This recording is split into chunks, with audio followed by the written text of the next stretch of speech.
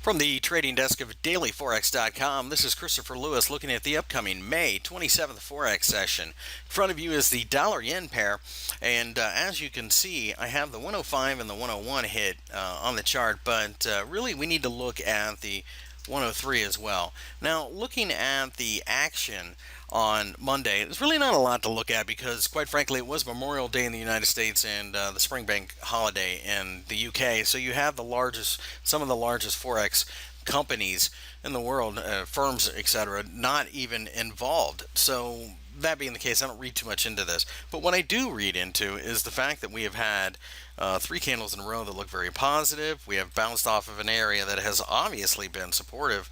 So I feel that we will probably continue to go higher up to about 103. Will it be a rocky road? Could we get a pullback? Of course.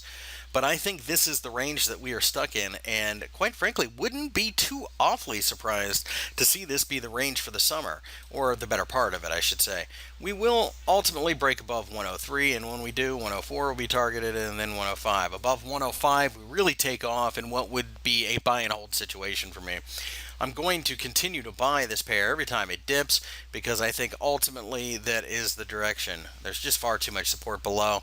The interest rate differential will continue to widen given enough time, especially considering the Federal Reserve is looking into tapering and perhaps even raising rates next year. There are some people starting to suggest that.